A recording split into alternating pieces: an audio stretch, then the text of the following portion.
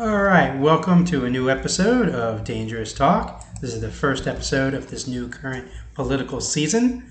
I am your host, Stax Rosh, and today we're going to be talking about the recent election that happened earlier this week. Today's date is September 13th, 2024. So happy Triskaidekaphobia Day to everybody who is celebrating. And let's do some quick housekeeping stuff first.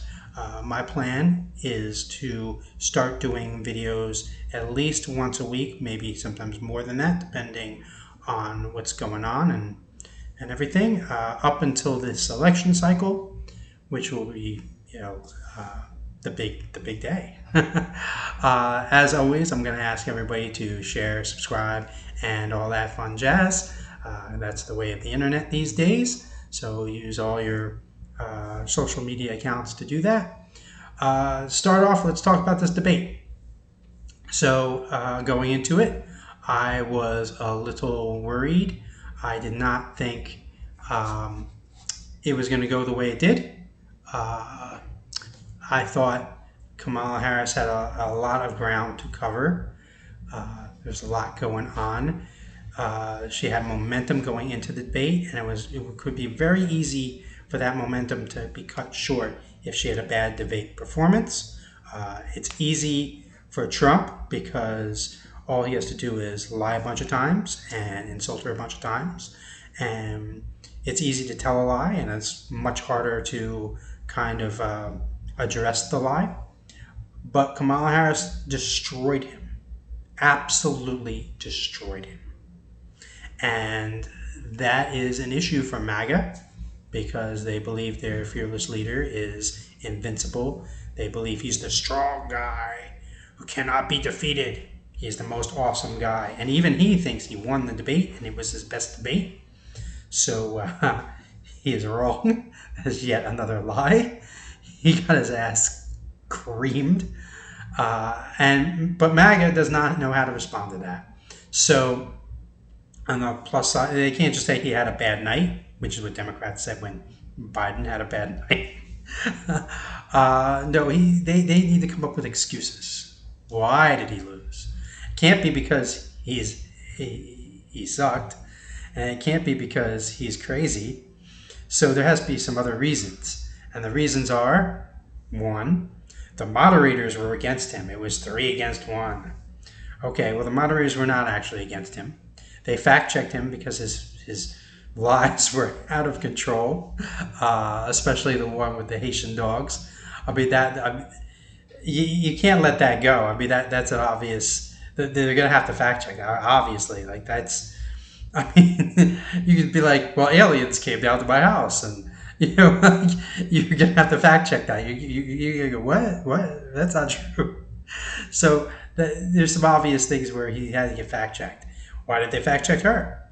She didn't lie ridiculously. Her lies were not outlandish if they did at all.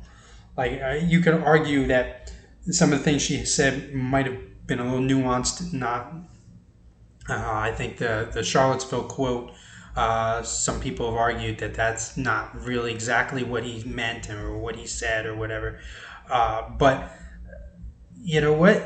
It's pretty much what he meant and what he said.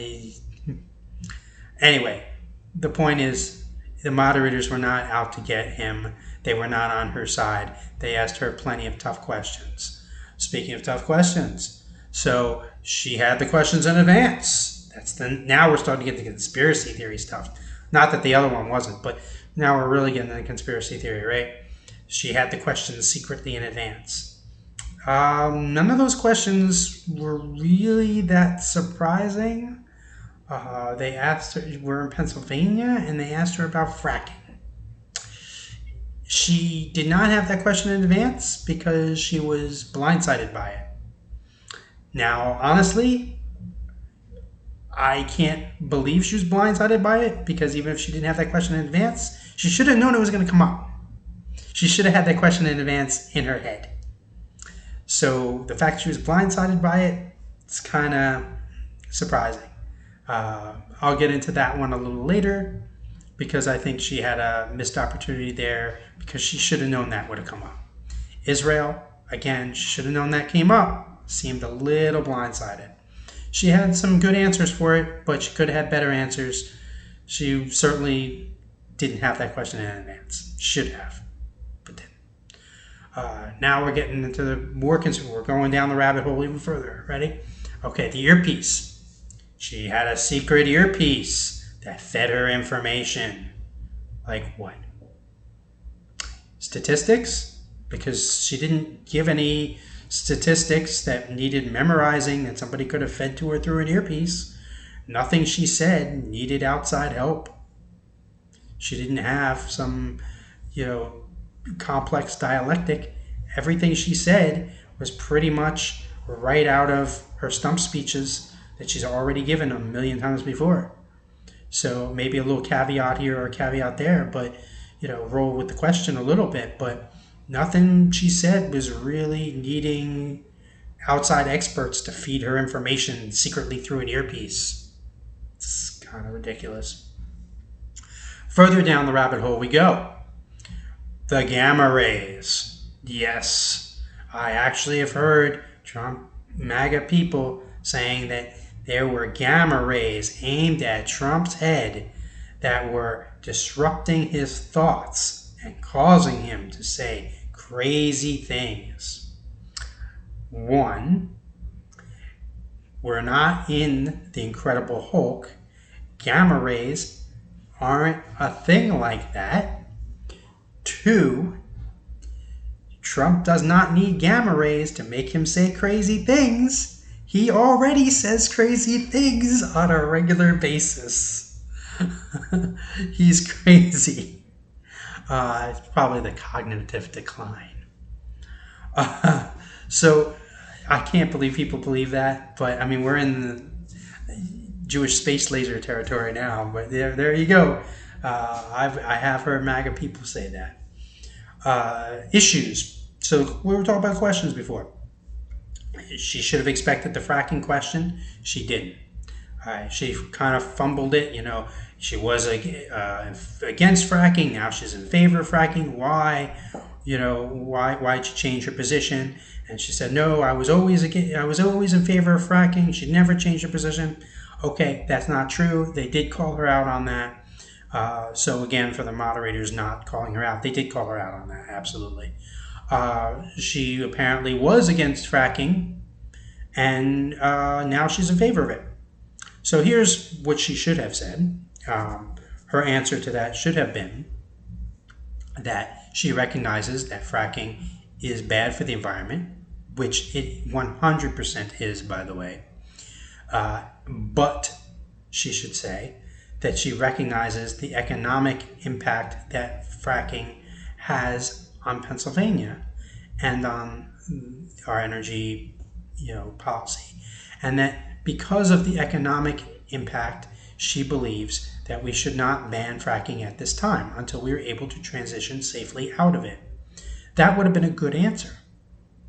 It's not an answer I would agree with, but I think it would be an answer that satisfies what she is trying to do here, is trying to have it both ways. And that's what she should say. She'll say, look, I recognize that fracking is bad for the environment, but economically, Pennsylvania is dependent on it, which, by the way, I don't think it is, really. I really don't. I'm in Pennsylvania. I don't think it's as big of an issue here as the media likes to pretend it is, or politicians like to pretend it is. I don't. But let's say, for the sake of argument, that it is, and I'm wrong.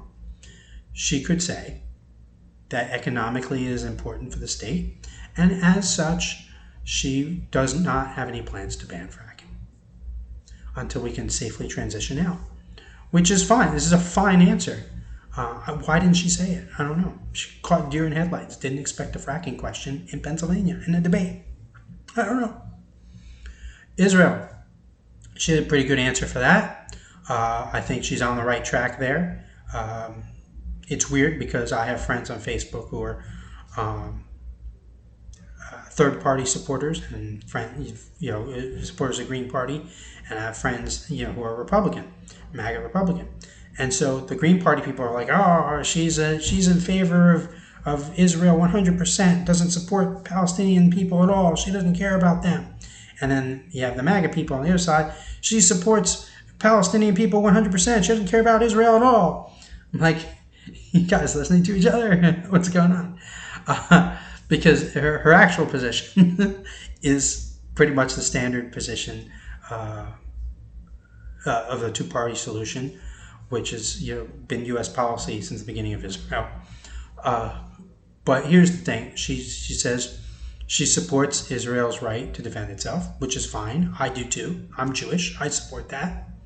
But she also says that we have to be careful, because we don't want to mass murder Palestinians, which I think is a reasonable position to take as well. So what she's trying to do is cut right down the middle there and say, I support Israel, but I also support Palestinians. And I think that's the right way to go. And I agree with that position mostly. I think at this point it's time to go a little bit more towards the Palestinian side and say Netanyahu is a war criminal and we should make sure that he stops this war right away. And she did say that. She did say she wants a ceasefire. But she's not willing to really do the things necessary to do that at this time. And that's where we're going to have a real issue with her. That's where the real crux is. Instead of giving more weapons to Israel, maybe we should start doing some sanctions on Israel until Netanyahu stops this war. Now, it is true that a lot of Jews in Israel are stepping up against Netanyahu, and I think it is a good idea for us to help encourage that and to take the side of those people in Israel and step up against Netanyahu. So that's something that she has some work to do on, but I think she can be there. She can do that. Now, Trump did have one plan. And his plan he came out with today on Friday the 13th. And his plan is to,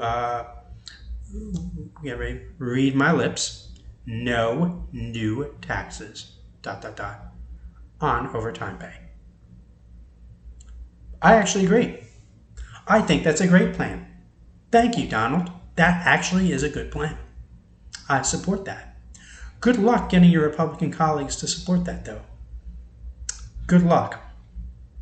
Speaking of, I think they do have some power in Congress right now, and since this would require some kind of legislation, why aren't they proposing it? Good luck. Good luck. But here's where I think Kamala Harris has an opportunity to steal. As they say in the game show business, steal it, right? I think she should say, yeah, that's a good plan, Donald. Let's steal it. Democrats do have the votes right now. She does have the bully pulpit. We could put that legislation up, and we could probably get that passed before the election day. And I think Democrats would be on board with it.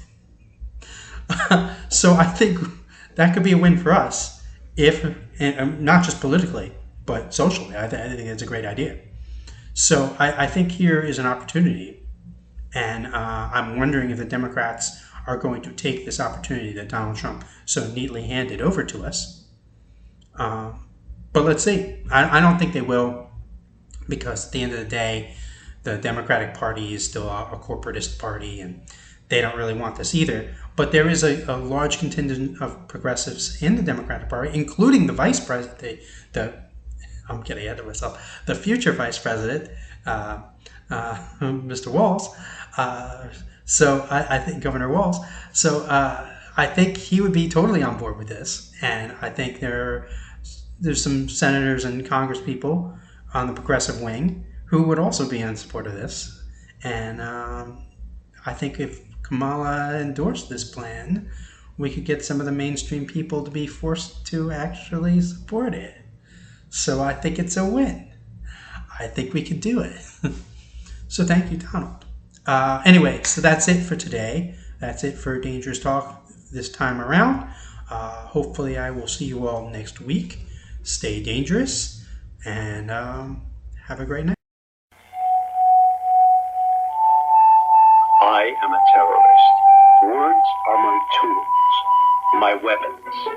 Through them, my thoughts vibrate around your synapses.